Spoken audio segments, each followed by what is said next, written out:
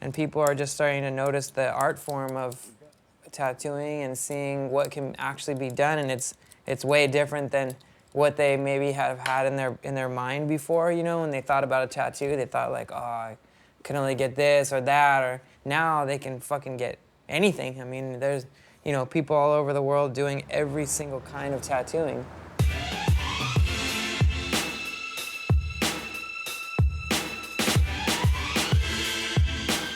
If somebody had told me when I first started that tattooing was going to be at this level, that the kind of things that are being done were going to be done that I had never seen then, I wouldn't even have believed it.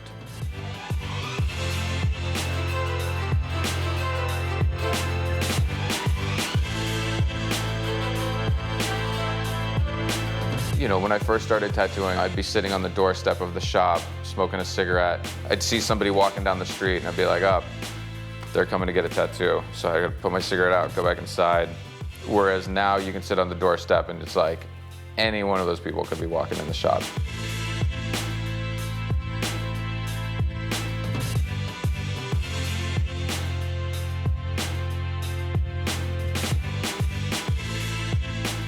You know, like I grew up in Massachusetts where tattooing was illegal, you know, the whole time I lived there. And when I told my parents that's what I wanted to do, it was like saying I wanted to be a burglar, you know, it wasn't a cool thing. Oh, this is gonna be crazy.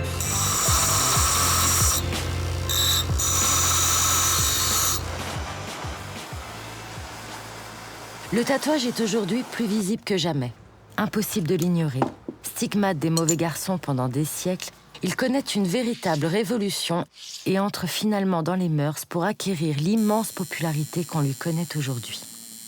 Promu comme un art à part entière, le tatouage a désormais ses écoles et ses disciples, ses faussaires, ses génies.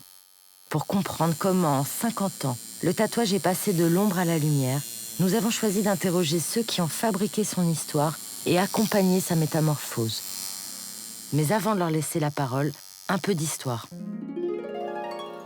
Le tatouage est vieux comme le monde. Des Inuits de l'Arctique aux Maoris de Polynésie, en passant par les Pictes de Bretagne, tous les peuples ont eu recours à cette pratique.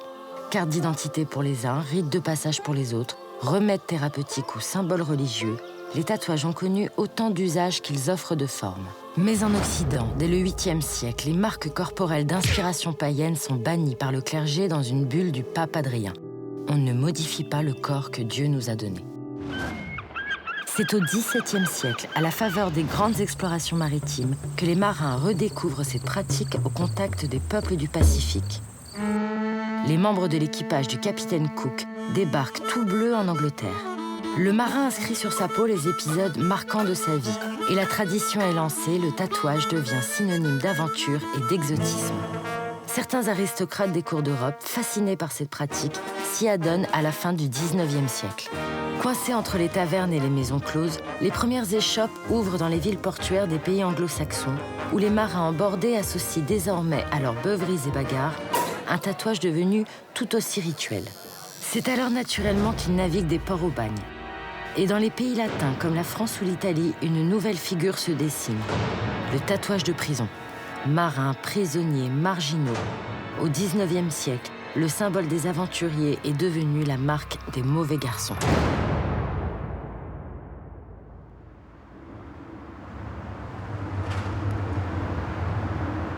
C'est en Californie dans les années 60 qu'on assiste à la première révolution du tatouage, notamment à San Francisco, ville portuaire devenue haut lieu de la culture underground, où se mêlent les hippies, le rock et une grande partie de l'avant-garde artistique de l'époque. C'est à ce cocktail contestataire et à quelques pionniers de l'aiguille, comme Lyle et Tuttle, que le tatouage doit sa démocratisation. Didn't get any mail today.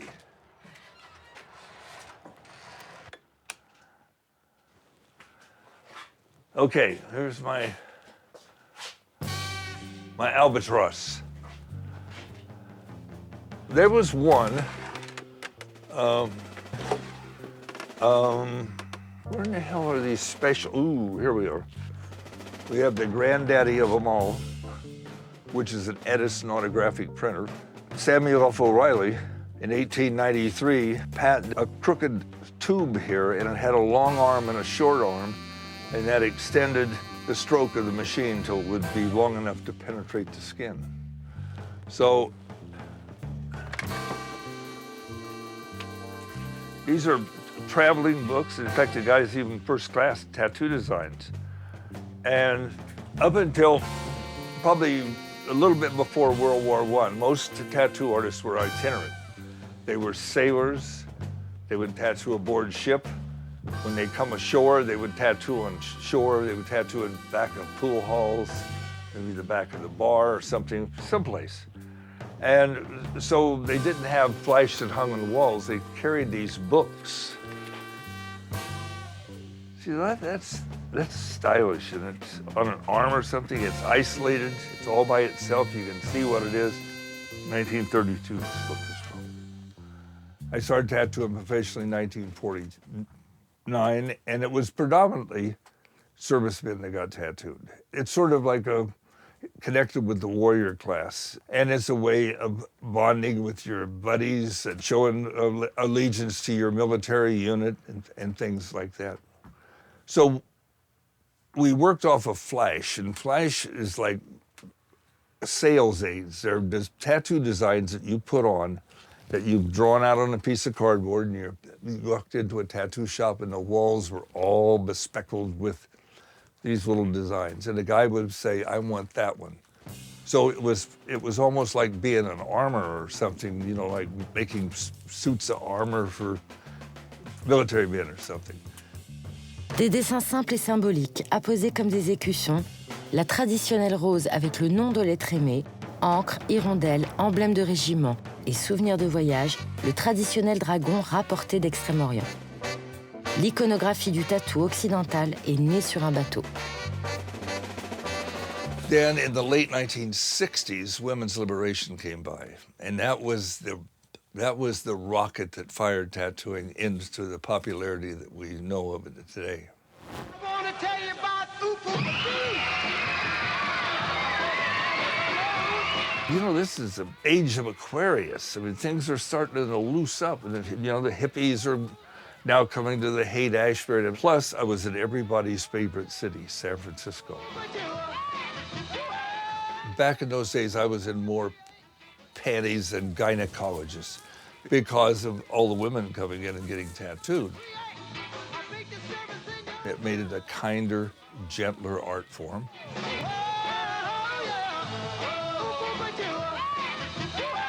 And the women started getting tattooed. They're a little bit more concerned about themselves and everything else, so they started demanding more custom design.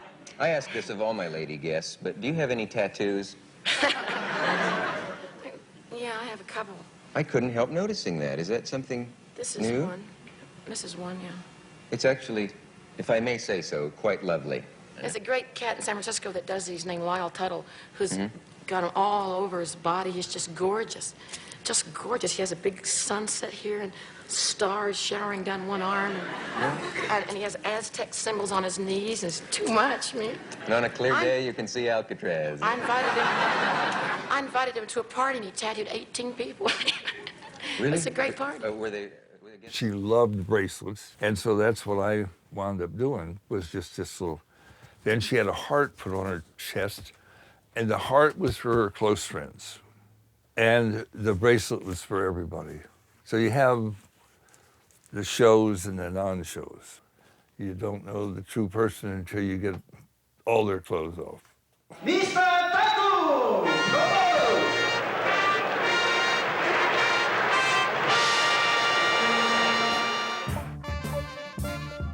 Le tatouage commence à susciter l'intérêt, mais en cette fin des années 60, il est encore perçu comme une curiosité.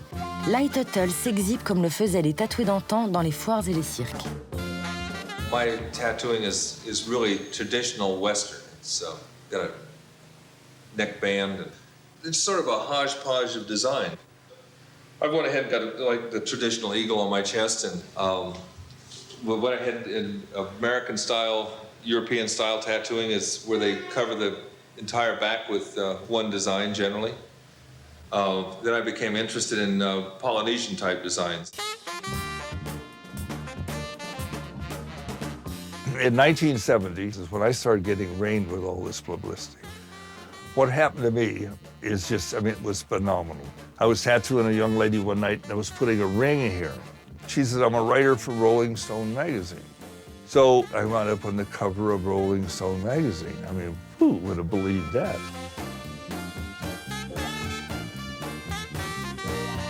A roommate of hers was a writer for Life magazine. So where did a high school dropout, me, Ukiah, California, wind up? 4 pages in Life magazine. I mean, it was unbelievable. And so each article sort of led into another. And the public started to become enlightened about tattooing. And as tattooing became more and more popular, a better grade of artist was brought into the industry. And I hate the word industry, but brought into the trade. I mean, I tattooed for 45 years, and people say, why did you retire so young? Well, there's such good artists nowadays that I got out of tattooing while I had some reputation left.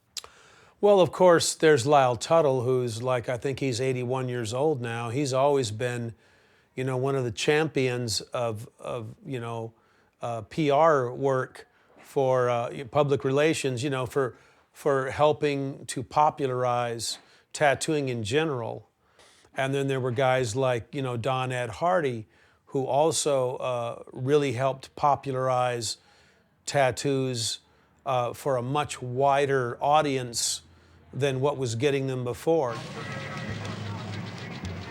I enjoyed the power of the stuff as American folk art, but at the same time, I realized these guys couldn't draw their way out of a paper bag. And I said, well, I'll get the gear and start out, because there's people at art school already that said they want tattoos. Diplômé des Beaux-Arts de San Francisco, Ed Hardy incarne ce nouveau profil, celui d'artiste tatoueur. Il est surtout l'artisan majeur de l'ouverture du tatouage occidental à d'autres cultures, et tout particulièrement au style traditionnel japonais, l'un des plus riches et raffinés. Rather than get a whole hodgepodge of things, you know, add on a little bit of something every payday, you could sort of wait and do something more planned out and create a better effect. Because the ones that do want to be tattooed should have that option, and they should have a greater sort of visual option than just going in and picking out, you know, A12, the panther that was designed in 1932. You know, it might still be a great image for some people, but you shouldn't have to fit your sensibilities into a set of visual aesthetics that are out of sync with your life. So that's what the Japanese work afforded.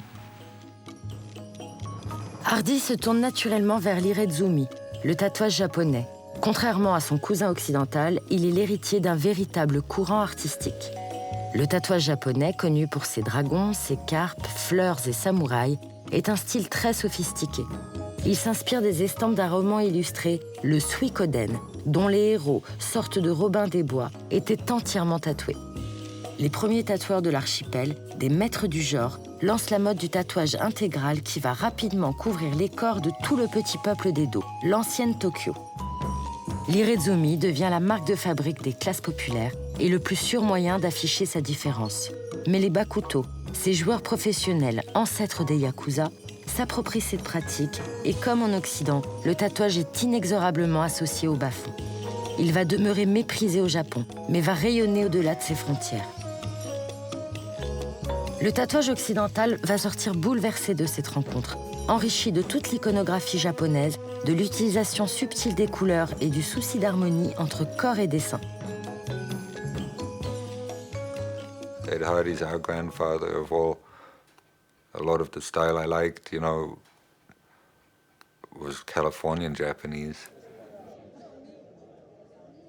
He had a unique clientele, even a lot of professional people that would have maybe not otherwise got tattooed, you know, but because he had a private studio and he offered a very unique style of tattooing, you know, that opened up a whole new level of tattooing. Le tatouage devient alors une avant-garde, une authentique école artistique. Les tatoueurs se fréquentent, échangent, s'inspirent les uns des autres, forment des clans. Le voyage en Californie des tatoueurs des années 70 s'impose comme le traditionnel voyage en Italie des peintres du XVIIe siècle. Filip, fils de tatoueur, est un de ces grands explorateurs. Seeing Hardy's work in the person and watching him work and meeting everybody else in the Bay Area. You know, the first shop I went to visit was Lyle Tuttle's. I mean, when my father sent me with my sister, I was 17, she was 16. So we went stopping in Bombay, Bangkok, Hong Kong, Taiwan, Tokyo, San Francisco, visiting tattooers in every country. And it's when I got to Japan that I'd seen Japanese work before in photos, but when you sit in a room with 3 or 4 people that are full and it's so neat and so unified and so much like clothing, what we would learn was all this European, small, fine, you know, little. And I sat next to some guy in Horikin's shop in Yokohama, and I was looking at his arm, and it was big pieces of red and gray and a big line and a small line. And when you looked at it close, you couldn't see what it was really. But when you went back, it became, you know, the dragon or whatever. It was like, yeah, it inspired me a lot. Le style japonais n'est pas le seul à inspirer les tatoueurs occidentaux. Certains d'entre eux regardent du côté des arts premiers et de la pratique tribale. As you can see on the work that I have on my arms that are basically a takeoff of that. They're my designs, but very much inspired by Borneo style of tattooing and Polynesian as well. This work's been done on me by Ed Hardy. And the bolder tattooing, I feel it's better as far as wearability of tattooing. It lasts a lot longer. Les peuples des îles du Pacifique ont eux aussi une tradition millénaire du tatouage. Les grands aplats noirs abstraits de Bornéo vont à leur tour inspirer les tatoueurs. Ils se les approprient, les combinent et les réinterprètent. C'est la naissance de ce qu'on appelle le style tribal. Dans la mouvance avant-gardiste des Dardis, les tatoueurs s'autorisent toutes les expériences graphiques sur une clientèle underground.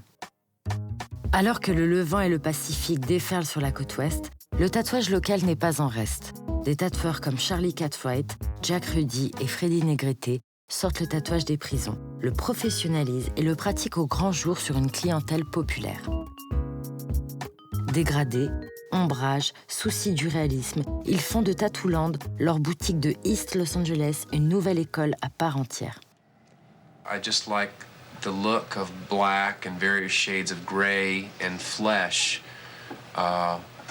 Even though everything is colored in real life, it's just like when you watch a black and white movie or see a black and white photograph, there's a certain quality about that it just isn't in a colored photograph. And I really like that look because with the way my arms are, if they were all in color, I suppose it would look like I was wearing a shirt all the time when I'm not wearing one.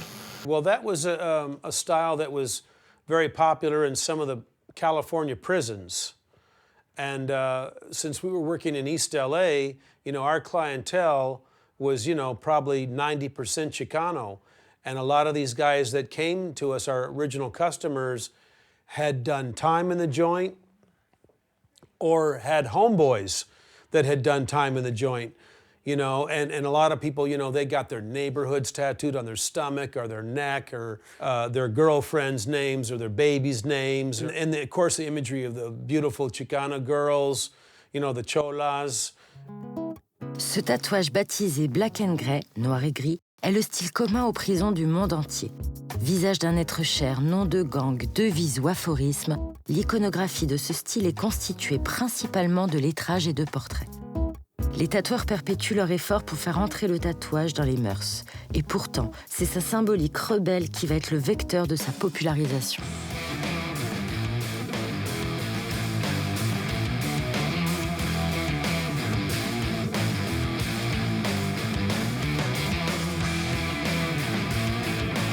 Le tatouage devient aussi l'apanage des bikers qui l'intègrent à leur uniforme.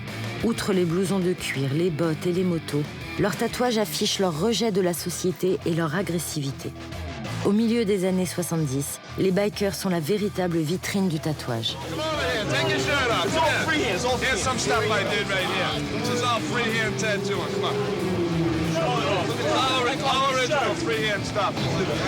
Done many today? I've been working every night for the last 3 nights, 10 in the morning until 4 o'clock at night. This is fucking Laconia, man. Laconia, man. That's where we are.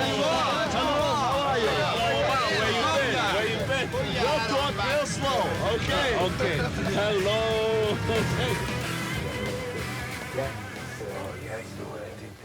Mark Mahoney, une des grandes figures du tatouage américain, officie à Los Angeles dans un des lieux les plus branchés de la ville, le Shamrock Social Club, son studio. Avant de tatouer les plus grandes stars, Mark Mahoney a commencé sa carrière dans les années 70 sur les bras des motards du Massachusetts, où le tatouage était interdit. When I started in Massachusetts, it was 90% bikers, you know, and almost 100% of the time I would work at a motorcycle clubhouse. And, you know, that was really fun, you know, and that was kind of the heyday of the, you know, outlaw biker. It was in the late 70s. It was all the Vietnam veteran guys coming back and, you know, having a good time, and they were real, that was a real brotherhood. That was a cool thing to be around. And, you know, and then it changed when I went to New York, and it was, you know, like musicians and photographers, and it was more artists, you know. And I think in particularly when it was musicians and celebrities, somehow it made it more acceptable to the average person when they saw it wasn't just bikers, it wasn't just ex-convicts, it wasn't just, you know. Oh, and you gotta have that one with that beautiful Mark Mahoney artwork right there on the cover.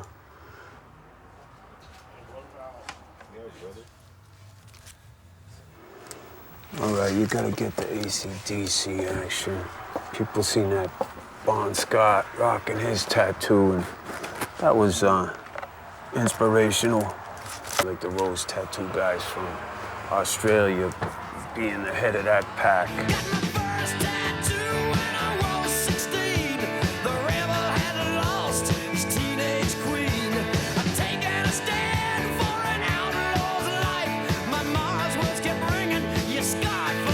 Outlaw, c'est au hors-la-loi que s'identifient ces artistes séditieux qui se servent du tatouage pour prolonger leur art rebelle jusque dans leur peau.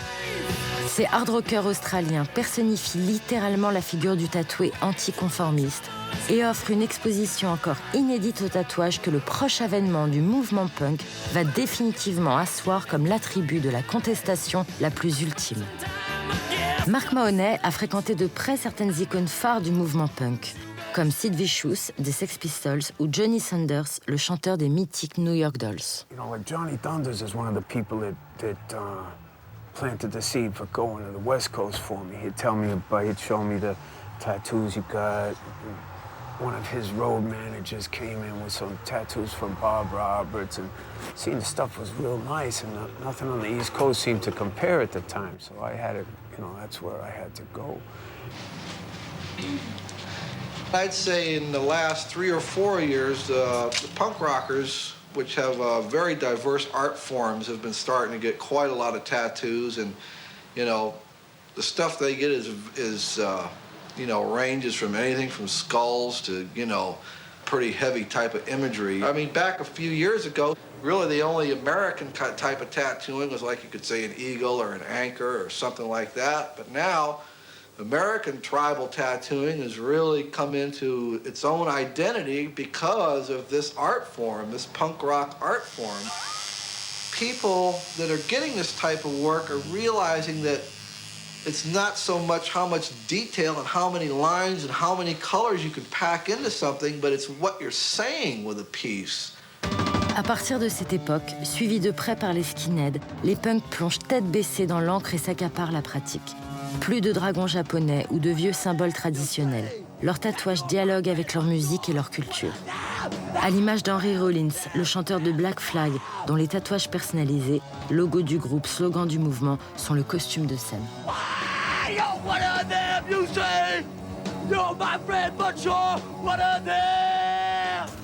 Henry Rollins came into the tattoo shop after he played a show at the Dancing Waters, and he says he wants me to do a back piece on him, and he described the back like a ton of work, you know. And I told him, okay, and that'll be about whatever, $2,000 at the time, and he was shocked. I'm like, you know, what do you mean?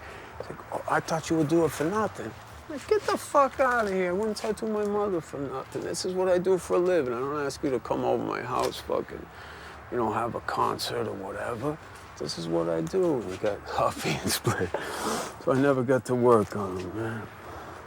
But he was good for tattooing, man. Destroy! Right now! Punk rock kids were getting more tattooed in the West Coast for a long time because places like New York City, tattooing was illegal. And guys like the Cro-Mags and Murphy's Law, they kind of jumped the gun, were getting tattooed underground in New York, and they ended up kind of starting a movement on the East Coast of people getting a ton of stuff, you know. Les rockers et les punks ont forgé une nouvelle fonction du tatouage qui dépasse les courants musicaux. Il permet dès lors de se positionner dans la société, d'affirmer ses opinions, de revendiquer son appartenance à une culture, à une tribu, à un mode de vie. Without tattoos, there is no life. It expresses an individual's way to look, you know? In New York City, to get noticed is almost impossible. We're working on it. I think they were the first, like, guys with sleeves on MTV, you know? They had one little brief moment when that stuff was socially acceptable enough to sneak onto MTV, but it was shocking at the time for people to see these guys, motorcycles and, you know, fully tattooed up like that, man.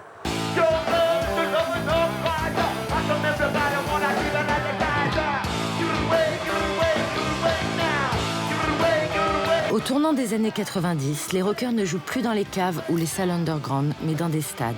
Le tatouage s'exhibe devant des milliers de fans et signe infaillible de consécration, les tatoueurs des stars deviennent eux-mêmes des stars.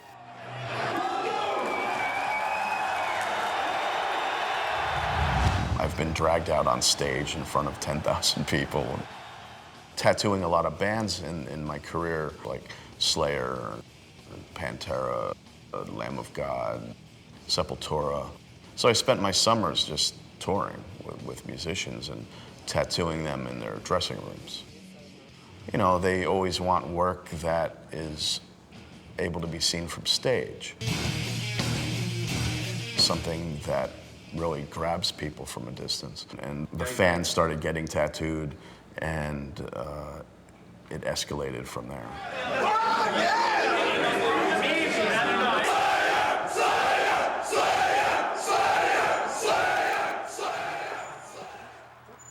It was a funny thing for me to go from tattooing, you know, punk rock guys and bikers, and then all of a sudden, I was tattooing these hip-hop guys, Pac and, you know, the Notorious B.I.G. and Suge Knight and Puffy and Redman, Method Man, all of these guys. And I never thought I'd be tattooing, you know, guys like this. And it was pretty cool. I had I guess my timing has been, I've been lucky to be around when, you know, things were happening.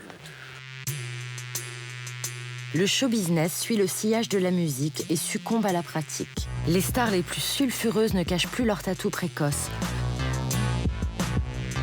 tandis que leurs collègues plus sages les copient pour, eux aussi, bénéficier de l'estampille rebelle qui attire les paparazzis.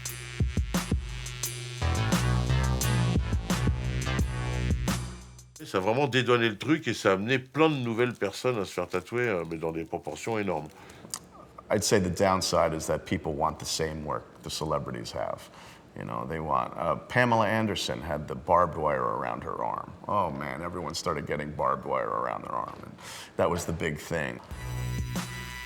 Au cours des années 90, le look rebelle est invité à défiler sur les podiums. Look at Gautier. Didn't he send all the tattooed girls down the ramps and made it very fashionable tattooing Gautier, you know? You sit in the doctor's office and you turn in the page and there's some perfume ad with a girl with a tattoo design on the, you know? Le tatoueur parisien Tintin est un des artisans principaux de la popularisation du tatouage en Europe. Il a été l'un des premiers tatoueurs approchés par les marques. On met le bail ailleurs, là. Le en blanc. Ah, c'est pas mal, moi, je trouve ça. Hein. Ouais. Ah ouais. Comme ça. Ouais. Le tatouage est devenu un truc cool, mais on a tout fait pour. Hein. On va pas s'en plaindre aujourd'hui. C'est ça le problème, c'est qu'aujourd'hui, il y en a plein qui crachent dans la soupe en disant « Ouais, mais voilà, c'est récupéré, et puis c'est pas ça le tatouage, et puis c'est ceci, c'est cela. » Mais c'est quoi le tatouage? C'est ce qu'on en fait. Et si tu rends le truc populaire et puis que y a des marques qui trouvent ça cool et qui veulent s'en servir pour faire vendre leurs produits, eh ben on a tout fait pour, on va pas s'en plaindre non plus. Séduites par l'engouement général pour le tatouage, les marques se décident à bénéficier du look tattoo, cette recette miracle. Scott Campbell, enfant chéri des milieux branchés, est à côté de son activité de tatoueur, un artiste dont les œuvres exposées dans les galeries s'inspirent de l'iconographie tattoo. Il est sollicité par un de ses clients, le styliste Marc Jacobs, pour collaborer avec une prestigieuse maison de bagagerie française. Le tatou est partout. Les tattoo shops se multiplient et le tatouage devient même l'objet d'émissions de télé-réalité. I'm opening up my own tattoo shop.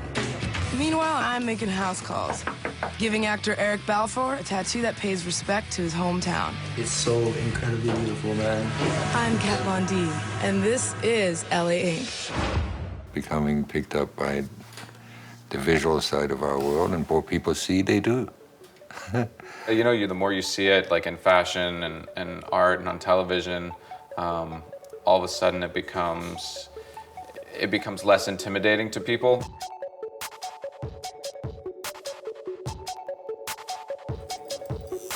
Patinette, grand départ.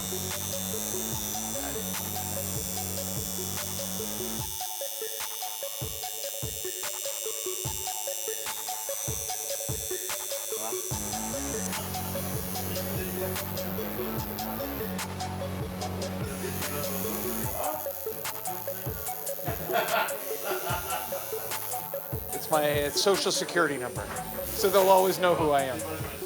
It's a souvenir of me living in Paris, and it's something I've always wanted. I don't think so. I think this is my one. Et voilà. Tu vas bouger avec moi. C'est ça. Voilà, donc là, petite crème avant que je te foute le pansement.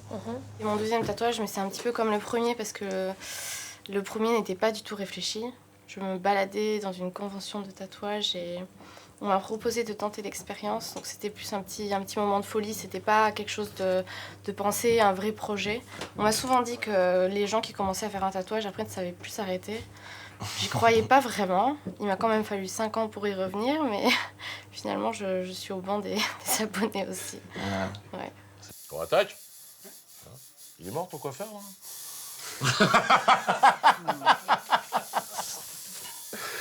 Je suis vraiment l'ordure, le mec qui est chaud mais qui se moque des cheveux des autres, hein, c'est vraiment là.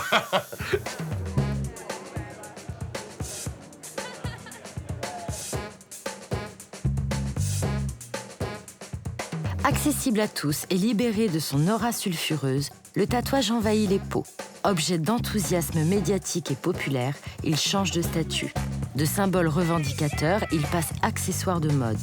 De fait, il gagne aussitôt la foule qui lui fait honneur.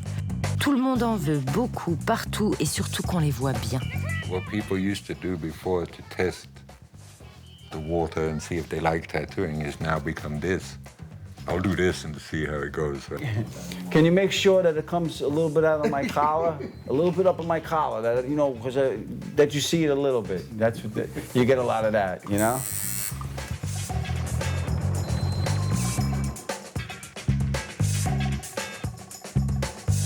Plus populaire que jamais, le tatouage connaît aujourd'hui une ferveur inouïe. Plus de 20% de la population américaine est tatouée. Et l'Europe n'a rien à lui envier. Ces jeunes adultes passent massivement sous les aiguilles. Plus d'1 Français sur 10 est désormais tatoué. Now it's at the point where if you live in a major city like LA and you don't have a tattoo and you're under 40, you're kind of a rebel, you know. It's crazy to say that the tables have been turned like that, you know. Avec les mécanismes de la société mercantile, le tatouage a acquis la popularité qu'on lui connaît aujourd'hui. Mais cette popularité n'est qu'un aspect du phénomène. En 30 ans, une authentique culture du tatouage occidental a émergé et acquis ses lettres de noblesse. Comme la peinture ou la musique, le tatouage est considéré aujourd'hui comme un des beaux-arts avec ses périodes, ses auteurs et ses styles.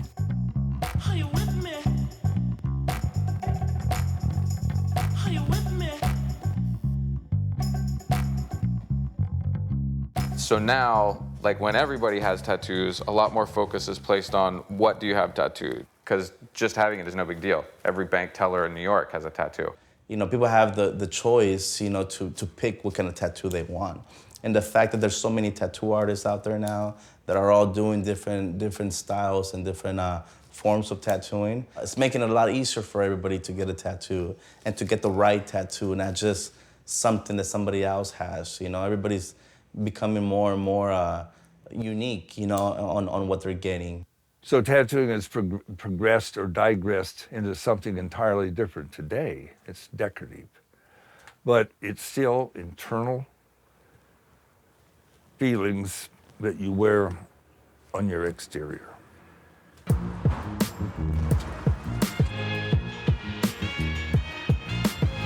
Norm, graffiti artiste réputé sur la côte ouest, est devenu un des tatoueurs les plus sollicités pour ses lettrages. They're Buddhist terms. This one's Karuna, it means compassion, and then the side is going to be Upeka, it means equanimity. There's 4 Brahma Viharas to practice. I already have 2 of them on the sides of my hands. I'm going to do the other 2 on my. You know, nowadays the lettering is so important. You know, it's become so important that it can just be the only thing about the tattoo. That's it. I end up doing a lot of wives' names and kids' names, and all that stuff is great because it's something that people are very, very, very happy, you know, to get done. This is pretty new. Both of my daughters. Lettering has become extremely incredible popularity, you know. People are getting sentences, paragraphs, poems. You know, words are there to describe things or names, and so every little bit that goes along with that, I think, is the reason why they're doing it. It's for the demons right here. Marquait, BS, Click, D Money, Eric, Mark, Evan, Nicky, Nico, and Sean. BX, Uptown. One of the renaissance of tattooing is people returning to their cultures. So that's why tattooing is experiencing a renaissance all over the world. Yeah, these represent my culture, you know what I mean? It's got, you know, a charro, the Mexican Revolution, Cuauhtémoc, Aztec general, warrior. I got Malentia, Montezuma III, Tenochtitlan, Santa Maria was, you know, Don Cortez. These are prison tattoos. Artists like Jack, Rudy, and Baby Ray, they brought it from the prisons to the streets. You know, now it's the homies made, everybody loves it now. Le black and grey, le style des prisons, s'avère, ironie du sort, un des tatouages les plus populaires de notre époque. Réaliste, c'est un tatouage sans équivoque qui reproduit à l'identique les images de l'univers de celui qui les porte.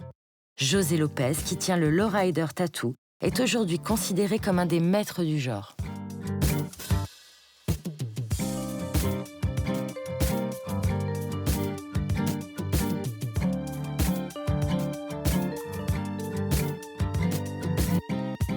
You know, we do a lot of collaging, you know, like you get different images and one image turns into another one, and it's like telling a story, you know?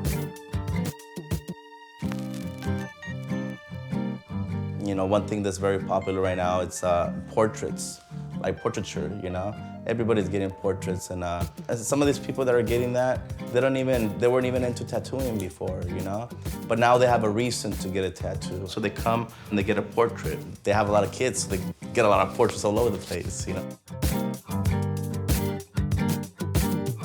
Like now, you go to Europe, you go to Japan, you know, here especially, you know, you see it all over the place. It's the West Coast right here. Yeah.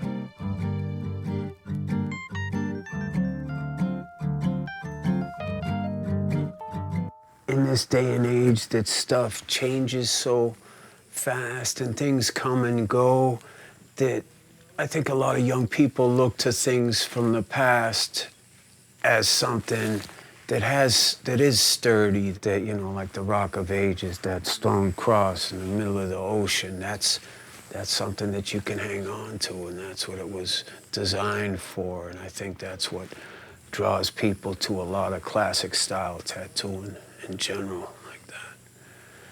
When it's about tattoos, I really like the old school rough man tattoo, you know, like when you see these old pictures of sailors and this kind of like the traveler, the underdog. Certains tatoueurs comme Duke Riley se tournent vers le passé à la recherche des racines du tatou originel. Ils revisitent les symboles et l'iconographie des marins en y ajoutant sa subjectivité. When I was younger, I worked with my uncle down on the fish pier, and there were all these guys that had these tattoos that were all kind of blown out and crazy looking, and I just remember thinking I really wanted to, you know, have tattoos like that.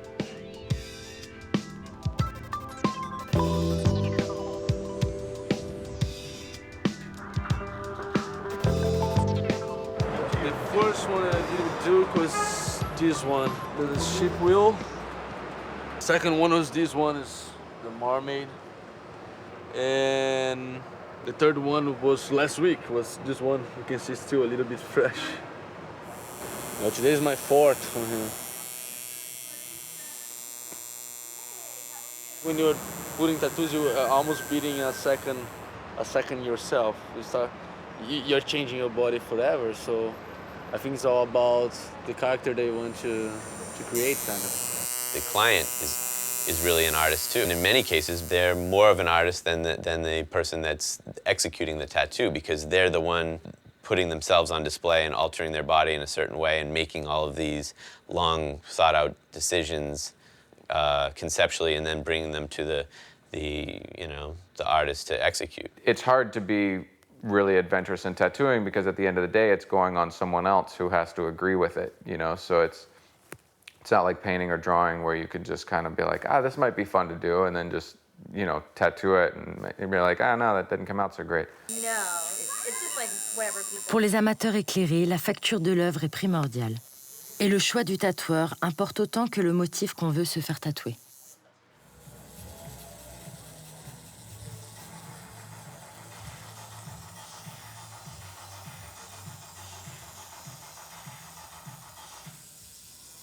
I normally do scarier pieces, but this I'm having fun with the textures in the fur. And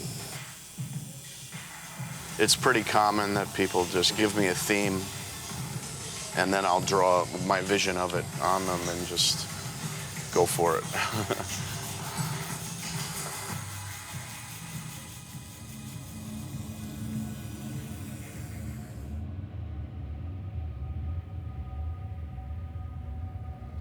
I have about 50 hours by Filip Blue. I've been there for, I think 5 sessions total. So when it was time to balance myself out and tattoo the other arm, I couldn't just put anybody on the other side. And him and Filip, Paul and Filip are so close, and they balance each other.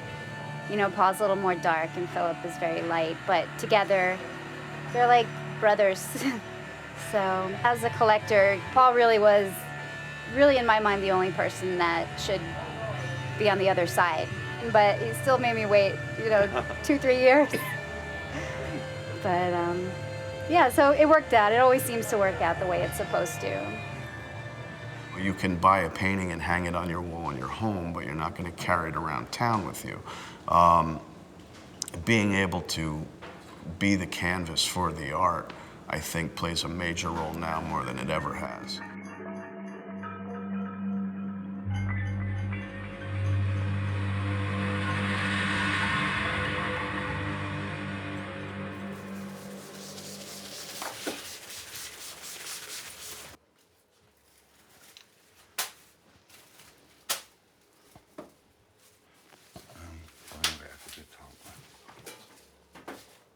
One of the more difficult things to do is to try and put geometry on the body. To try and put something that is qui est très droit et angulaire sur une surface qui est totalement ondulée. Ça, c'est vraiment un challenge.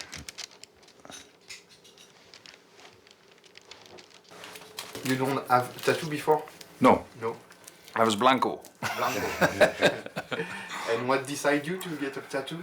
I wanted it for a long time, but I didn't know exactly what, and I started with a dragon because I'm born in '64, so it's the year of the dragon, and that's from there it started. Rene is an exception. I don't meet many people who are blanco and start with the big tattoo because you have to really want it and be decided. And the fact that he waited a long time and didn't get a little tattoo is exceptional. Most people give in and get a little one and just to try it. Yeah. The impulse is huge. René, do you know a lot of people around you that are getting tattooed now? Yeah, almost everybody. He's walking around your arm. Okay, all right. We can keep the drums in too, if you like. I like the drums.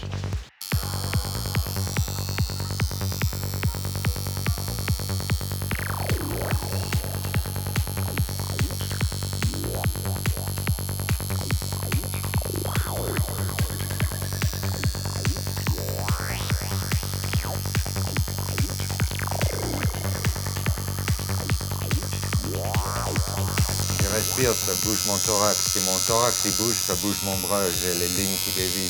I sound like a diver, right?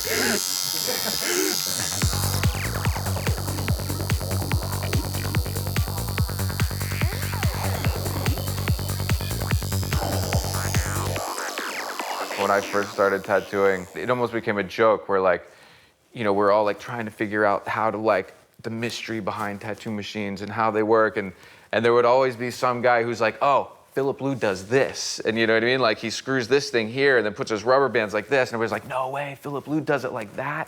And then of course we would all do it because we heard that Filip Lou did that. No, he's the man.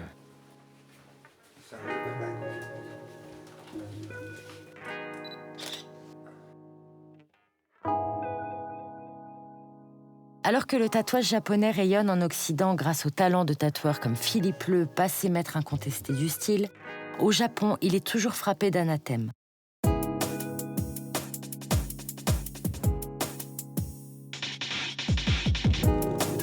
Mais l'engouement du public occidental a fait prendre conscience aux jeunes de l'archipel que l'irizumi est considéré comme un art par le reste du monde.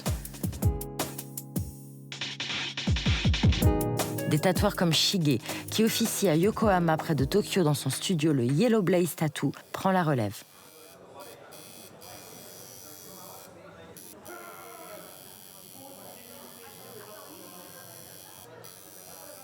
その当時とにかくフィリップにすごい衝撃を受けたので、彼のアートを自分の体に刻みたかったんですよね。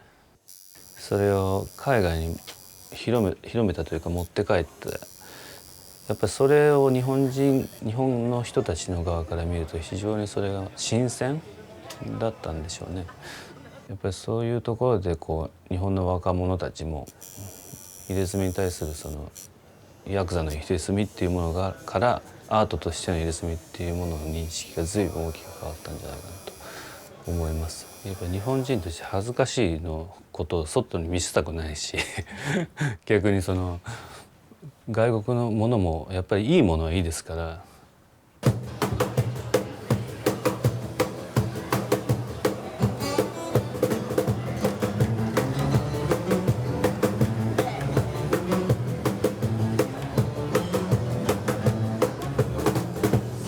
I really love Shige's work. I think he's amazing.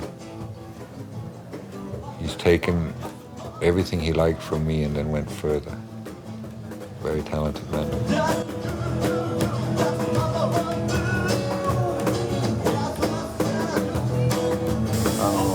欧米風にタトゥーがもっとファッショナブルに扱われたらいいなと思ってこういうイベントをやってます。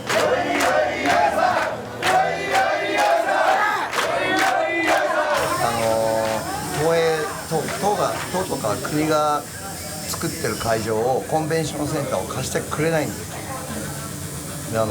やっぱり暴力団ヤクザだと思われてるところがあるのでそういうのもあったりして今回も警視庁から電話が来ました。Si, à la différence du Japon, le tatouage semble largement compris et accepté en Occident, certains en repoussent toujours les limites Ils tatouent leurs mains, leur visage et ce faisant, ils retrouvent l'aura sulfureuse du tatouage d'antan.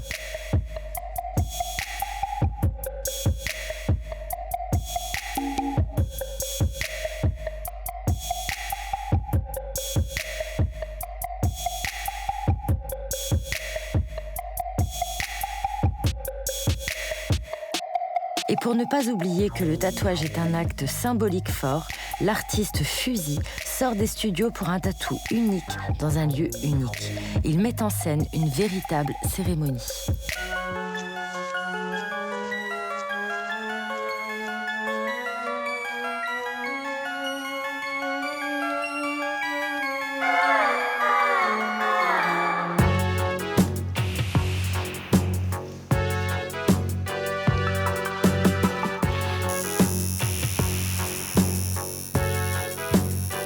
Tu t'en souviendras toute ta vie, le moment où tu as été tatoué. Que ça soit ton premier tatou, ou ton 10e, ou tu t'en souviens, tu te souviens du mec. Moi, j'ai envie que ça soit vraiment inoubliable. Je mets donc en avant le moment. Comment je peux le faire? En l'amenant dans un endroit atypique, tout simplement.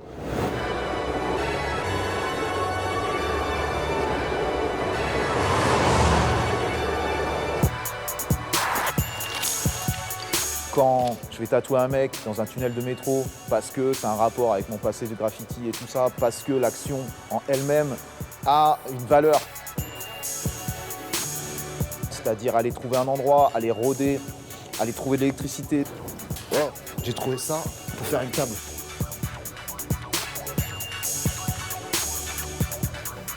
On est sur un autre truc, tu vois ce que je veux dire? On est sur mettre en valeur justement l'acte. Et pour moi, c'est aussi important que le résultat qu'il va y avoir. Il y a un train, non?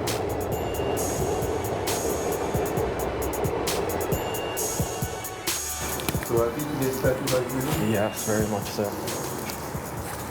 There's lots of history down here, so it's very special.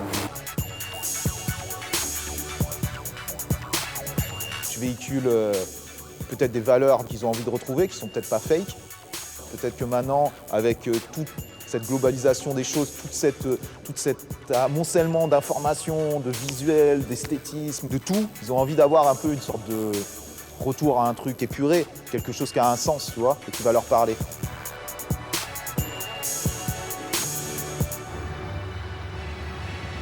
Party.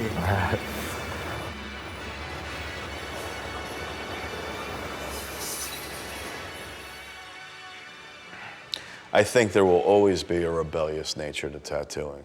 The fact that it hurts so much alone is a reason, you know? It scares some people. You can go buy a diamond ring in a jeweler's store. You can pay $1 million for it. You can put it on your finger and you can wear it out the front door. You go buy a tattoo, now you have to sit down in a chair and take it. Now tattoos, there is a discomfort to it. So you have to take them. Tattooing on a number of levels reminds you that you're alive, you know, the endurance of the pain, the permanence, the commitment. These are all things we need more in society, in our lives, in this society that draw us towards it. Chaque tatoué a sa raison propre à lui. Il y en a qui, comme on dit toujours, il y en a qui font ça par amour, il y en a qui font ça par haine. Il y en a qui font ça parce qu'ils sont extravertis, il y en a qui font ça parce qu'ils sont introvertis, il y en a qui veulent passer pour un poète. And I think that's why tattoos are so popular, you know, like, because, you know, like, everybody can put a reason why they're getting tattooed. I guess mine was a fuck you, if I had to choose something in a way, and this is me, you know. It's exciting, yeah, marking your skin.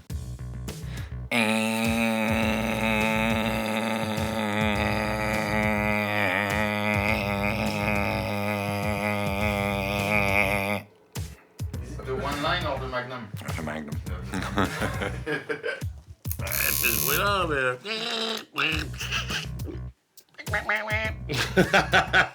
Mine sound more like wee. It's kind of like a money counter, you know, like I'd like to do that for you. Really, I would. Let me think. No, that's not going to happen. That's classified. I'd, you know, maybe next time. Is this just like,